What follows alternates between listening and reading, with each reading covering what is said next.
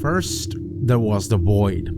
Then, there was a headache, and a flower of hope that will give birth to a sanctuary. With his head in hand, he who bore the pain will try to reach the void again, the place where nothing moves, where darkness is lord and silence its preacher, a place of peace. There, his head can pour freely onto a new seed, which, with renewed purpose, will sprout life. But alas, ceaseless violence and unapologetic noise will again be wallpapered into the corridors of past serenity. Of a time known as post-void, a place known as post-void. What is a post-void? Post-void is a game developed by a Swedish company called JMAA in 2020. By then things were really crappy. A global pandemic was hitting the globe relentlessly and everyone was trapped in the paranoid comfort of their homes, myself included.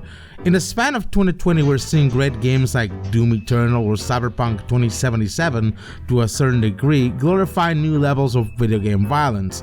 It's like we returned to the old formulas of the 90s edgy violent video game stuff that permeated games like Doom or Mortal Kombat with that scent of MTV, Beavis and Butthead, metal, punk, and loads of pizza and soda.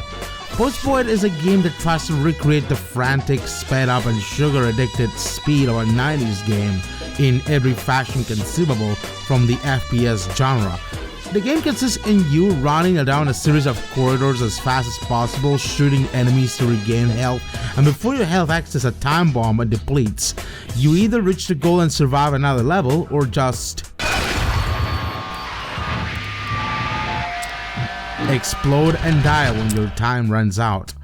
It's a game that favors speed, reflexes, and accuracy to the point that in order to be more effective, you gotta move faster, shoot more accurately, to the point of getting headshots on every living creature you shoot. It's a game with a certain punk aesthetic that is very reminiscent of the 90s MTV and Rob Zombie artwork. The grossed out look on the creatures you kill is evidence of that. And not only that, the almost Wolfenstein 3D-like environments and corridors are labyrinthic, which are under roguelike generation feel oppressingly colorful, like you were just having some sort of LSD bat trip while shooting the bad guys down on your way to the next exit. Clearly, I don't want to make another Drugs Lamau comparison to this game. That's what Crossfit Squad is already forward to, but I think that of the influence of the 90s punk has on this game. In the 90s, a lot of people dressed in outrageous, colorful, bright, weird colors, at least the cool kids around. In Britain, kids will buy off boglins for the gross out appeal, the same way that garbage pail kids was a thing too. Doom was having its birth of the first-person shooter genre already, and next it will be Quake. The game is an ode to the 90s in a certain way. The logo of the game even tries to imitate the Adult Swim aesthetic, for which I need to remind you, Adult Swim was newly founded on September 2nd, 2001, 9 days before the 9/11 attacks. I'm not getting ahead of myself. We can point out all the positives that post-void is trying to draw from the 90s and early 2000s at most. It's pretty obvious it's a retro FPS based on the 90s aesthetic. There's quite a lot of retro FPS revival games that try to recreate the experience of a 90s FPS game, but you know what happens? At a certain point, the genre becomes oversaturated. Too many games try to imitate that what Dust did and try to emulate games like Doom, Quake, or Duke Nukem 3D, when in fact games emulating that sort of mainstream FPS games are so overdone. There's so much brown and other sorts of cliches from that time period for someone to tolerate. I don't mean to devalue that effort FPS developers are doing to make these games. I did do a certain effort in making a retro FPS game, which is admirable at a certain extent, but you got to understand that post-void just breaks the whole overdone cliche already. You're not just in some sort of demon base killing demons or in anywhere killing aliens, nor there's a silly status bar face in the bottom of the screen. You're carrying your own head, spinning around through familiar home-like corridors, killing these sorts of abominable things that cannot be explained by logic. Creatures that even look like they're pulled out of an MTV bumper. Postboid is a fun game that can be delivered in gameplay for about a few minutes for each session and can be replayed infinitely, gunning down creatures and running fast. But there's more to it than meets the eye. Postboid is a game where it showcases the most grotesque of ultra-violence possible in recent indie game history. It doesn't necessarily just draw inspiration for its fountains of blood from the your old school violence of games like Doom or Wolfenstein 3D. This might be my interpretation of this game, but there's more where this game draws from. Each time you die, you are told of your body count and your score, and there's a leaderboard of other players you are competing on the score with.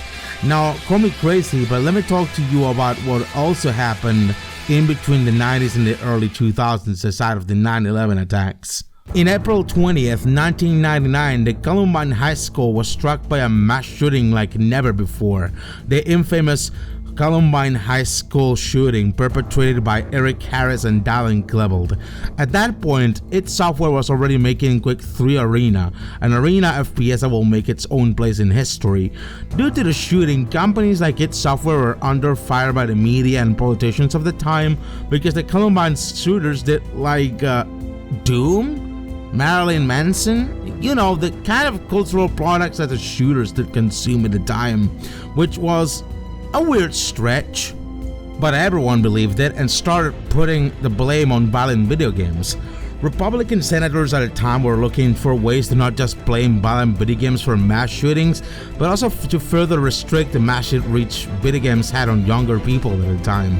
The ESRB ratings were invented due to the video game violence that somehow was corrupting the children of today, and then Columbine was a perfect scapegoat for all these Neanderthal senators to start cracking down on video games.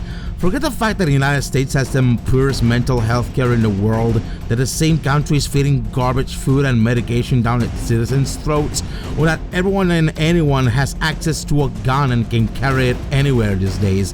Video games cause violence. I don't want to further the discussion of whether video games cause violence for this video because the science is already settled. Video games don't cause violence. There's already many other factors that cause real-life violence compared to just video games. The media, every time there's a mass shooting, keeps up a certain score or body count from the shooter and his identity. It's kind of like the score is giving you on post void. This is what's eventually inspiring future mass shooters and school shooters. The mere fact that they're even competing to break that high score of sorts exacerbates the problem, and the mainstream media is giving it to them. First, there was a void. Then there was the headache of a flower of hope that will give birth to a sanctuary. With his head in hand, he who bore the pain will try to reach the void again, the place where nothing moves, where darkness is lord and silence its preacher, a place of peace. There his head can pour freely onto a new seed which with renewed purpose will sprout life. But alas, ceaseless violence and unapologetic noise will again be wallpaper to the corridors of past serenity, a time known as post-void. A place known as post-void. Post-void in gameplay happens the same way a mass shooting will happen. The environment is familiar yet a breeding ground for violence. The same way as school or your home in the United States is familiar, but as long as anyone has a gun, it's a breeding ground for violence. Even schools in America are lately purposefully designed for mass shootings in mind, in the way that it's built like they're militarized, highly surveilled, a space where violence can happen, kind of like an FPS game level can be designed. There's so many spaces for cover shooting, bulletproof windows, so much of them are designed specifically for violence. Now the lifespan of a mass shooting is quick. It's a situation where you're either running, shooting, or dying. Happens relatively quick. In post-void, you're not just shooting enemies that die relatively quick, you're trying to survive yourself against the clock. The same way death looms on a mass shooter, you're either run, gun, or die. The whole basis of the post-void gameplay is revolving around that concept, because we can all look at the positives from the 90s and early 2000s that post-void draws from all the time we want, but at least under my interpretation, post-void is a game that exemplifies how sudden a life can be under an environment of gun violence like America. In America, children fear for their lives wearing bulletproof vests to school, while their human rights are being stripped away. There's so much talk about American freedoms, a flower of hope that will give birth to sanctuary, the place where nothing moves, where America is not doing much of anything about their problems, where darkness is Lord and silence its preacher, while America takes away your right to live and not die.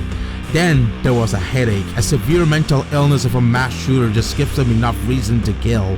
Alas, ceaseless violence and unapologetic noise will again be wallpapered to the corridors of past serenity. A violence and the glorification of violence in America only breeds violence in America. A time known as post-void. A place known as post-void. Notably, I'm not 100% sure if the creators of Post-Void intended it, but they delivered a great art form on Post-Void. Granted, it's not the only game that will obviously criticize the unending cycle of violence in a country like the USA, but at that, it's very subtle and clever. I totally recommend playing Post-Void. I get it for sale for only below $2, but it will be a great pastime for you. Notably, a game like this won't stop real life violence, nor games like these are meant to cause real life violence. But games like these can pave the way to a more interesting discussion about how American gun violence can be stopped, even at the most minimal degree. It's just that America is a sick country with sick minds, and this game is a reality check.